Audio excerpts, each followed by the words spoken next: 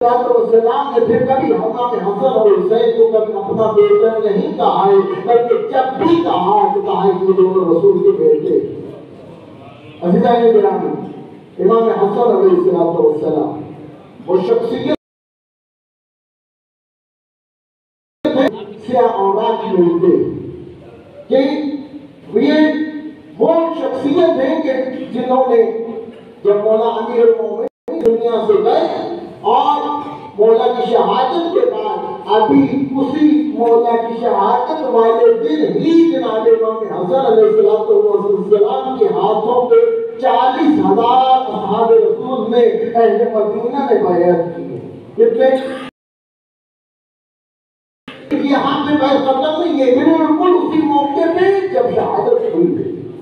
اس کے بعد جب اور یہ 5ویں خلیفۃ الراشدین میں سے 5ویں خلفائے راشدین اہل سنت میں ان میں سے 5ویں یہ ہے کہ امام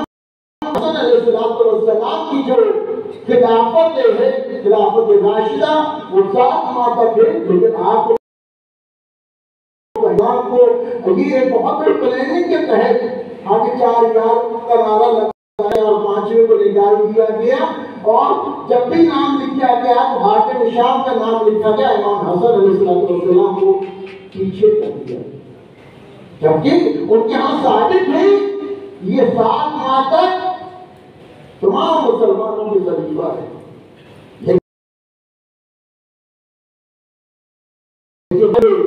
سبب آموز ہے کہ یہ وہ 7 ماہ جن کے اندر ایسی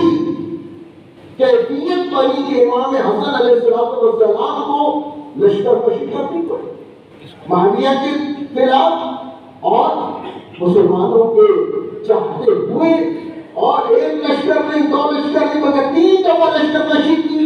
جنگیں بھی ہوئی، اور کوئی چھوٹا لشکر لے کے نہیں گئے امام حسن علیہ السلام، کبھی 40,000 ہے، کبھی 70,000 ہے، کبھی 1 لاکھ سے زیادہ بھی لشکر لے کے گئے ہیں، لیکن حالت کیا ہے؟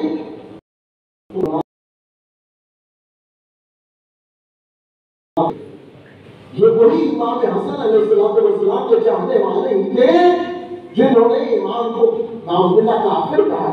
جنہوں نے امام کے نیچے سے حالت میں کو کھینچ لیا۔ انہی میں سے وہ لوگ بھی تھے جنہوں نے امام کو زخمی کیا کہ مولا کے نام میں چاقو پھونکا گیا۔ امام حسن علیہ السلام کی زندگی کے حالات ہیں۔ السلام کو اگر اللہ تعالیٰ کی حکمت دیکھیے، غنیمت بھی کہ امام حسن علیہ السلام کی طرف معاویہ نے صلح کی آفر کی ہے، نہیں تو یہاں پہ لڑنے ہوتے، لیکن رسول خدا نے امام حسن مولا علی علیہ السلام کو یہ وصیت کی تھی کہ علی اگر تمہیں مدینہ میں 40 حمقیات مل جائیں تو حکومت تمہارا حق ہے، یہ حکومت تمہاری ہے، لیکن اگر نہیں تو اسلام کو بچانا۔ یہی وصیت امام حسن کو مولا علی نے کی تھی، لیکن پورے مدینے سے امام حسن کو 40 افراد نہیں ملے تھے، لیکن امام حسین علیہ السلام فخر کرتے ہوئے دکھائی دیتے ہیں، اے نانا محمد، اللہ نے جیسے مجھے اصحاب دیے تجھے بھی نہیں دیے۔ وہ 72 ایسے نکلے کہ آج ہم کاش ہم بھی ان اصحاب کے ساتھ ہوتے۔ عزیزان گرامی، ہمیں سیرت محمد والے محمد کو سیکھنا ہے، سمجھنا ہے، پڑھنا ہے اور اس پر عمل کرنا ہے۔ عزیزان گرامی، ایام عزا آ رہے تھے،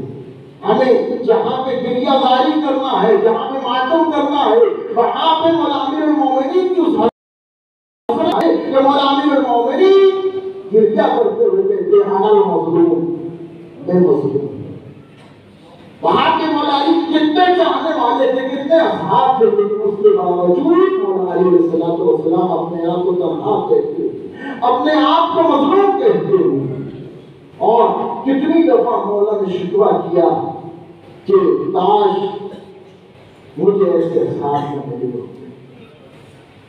عزیزان گرامی، ہمیں بہترین شیعہ بننا ہے، ہم اپنے آپ کو ٹٹولیں کبھی دیکھیں اپنے آپ کو کہ ہم میں کتنی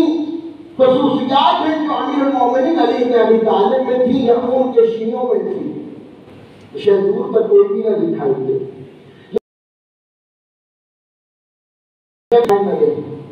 امام زمانہ علیہ السلام آج متوقع دن تھا کہ امام تشریف لیتے ہیں، اللہ کرے دعا کرے مولا آج ابھی تشریف بتائیے کہ ہم میں سے کون تیار ہے جو اپنا گھر چھوڑ کے جانے کو تیار ہے، جو امام کے تقاضے پہ لبیک کرنے کو تیار ہے، جو اپنے بچوں کو چھوڑ کے جانے کو تیار ہے، جو اپنا کاروبار چھوڑ تیار ہے، جو اپنے کھڑی فصل کو چھوڑ کے تیار ہے۔ عزیزان گرامی، ہمیں اپنا محاسبہ کرنا ہے، ہمیں اپنے آپ کو ٹیسٹ کرنا چاہیے، روزانہ دیکھنا چاہیے کہ میں اس قابل ہو گیا ہوں میں زمانہ کو لبیک کہوں اور امام کے امان انصار میں شامل ہو جاؤں۔ عزیزان گرامی، ہمیں اٹھنا پڑے گا، ہمارا دشمن جاگ رہا ہے۔ جمعہ روز خود سے مسلمانوں کی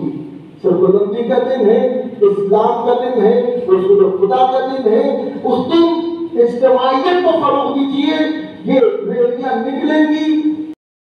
دکانیں مت بنائیے، بلکہ اکٹھے ہو کے چلیے۔ آج حکومت یا کوئی حکومت نہیں ہے اور کسی حکومت پہ ہم نے کبھی اعتماد نہیں کیا اور کبھی بھی کوئی حکومت ہمارے موافق نہیں رہی ہے۔ ہم نے اپنی صفوں میں اتحاد پیدا کرنا ہے،